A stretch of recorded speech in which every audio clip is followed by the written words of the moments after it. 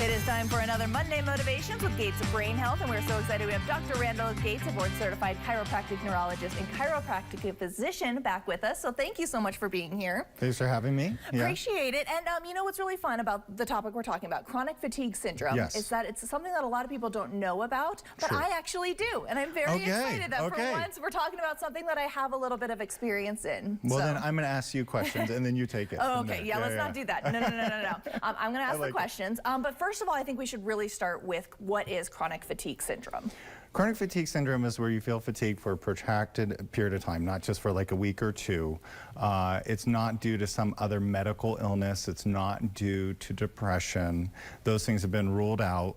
Interestingly, though, a lot of CFS patients are categorized as having depression, which creates a lot of feelings of frustration in that patient population. Yeah, I can imagine. And so my experience with it is that I had a roommate in college who was diagnosed with CFS. And at the time, I didn't really understand. You know, I was like, what do you mean? Like, we're in college, like we should be doing all these things and you're just sleeping all the time. And I had the misunderstanding of, well, you're just tired. You know, we're all tired. And it's a lot more than that.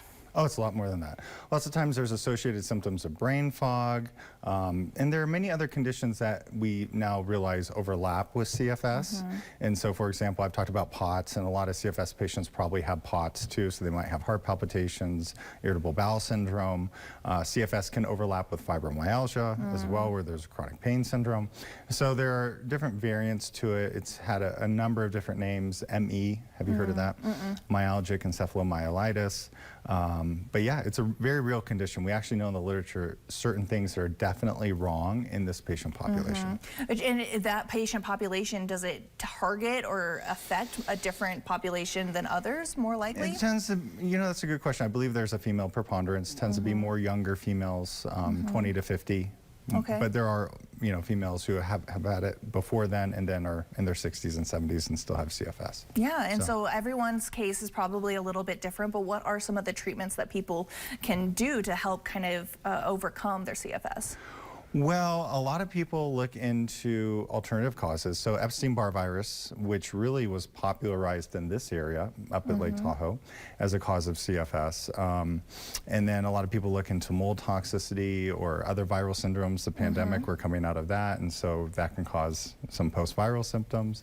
Other protocols include things like heavy metals and thyroid disorders, and so there's a number of different causes, but really the literature, the most pronounced definitive research is showing that the brain is actually shutting down its communication to the adrenal glands.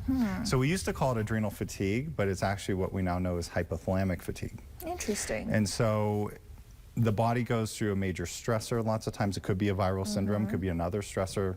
I ask a lot of my patients about trauma earlier in life.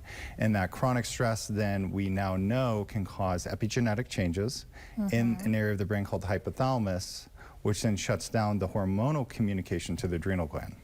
So it's really like the brain is trying to protect itself from the chronic stress. Which is really interesting. But then there's a hardwired connection through the center of the adrenal gland that leads to high production of adrenaline. So lots of times CFS patients feel wired but tired. So they don't sleep well, but they feel really fatigued. And then that high adrenaline is hard on the immune system, so they don't corral other infections, and chronic infections take over, Epstein-Barr, things like that. So with all of these different potential causes, what is the option for patients with CFS? Really, options are taking a thorough history, sitting down with a doctor, and looking at what may have caused it. Could it be chronic Lyme disease? It could be. Could it be Epstein-Barr as a major component? Could it be the stress piece? Could it be Hashimoto's thyroiditis? I will say out of all those, though, the stress piece seems to be the thing that I have seen to be really important. So all of them are important, but that's... What you're really looking at is finding the root cause of it, being able to treat perhaps the cause, and then hopefully the symptoms of CFS can start to go away after time. Yeah, exactly. That's very interesting. Well, if you guys have any more questions about chronic fatigue syndrome and you want to learn more, I know Dr. Gates would be happy to talk to you about it. Again, it's so much more than just being tired all the time. So if you think that you relate to this in any way, go ahead and give him a call. So thank you so much. I appreciate you being here, Dr. Gates. Yeah, I appreciate it too. All right, thank you guys for watching. We'll be right back.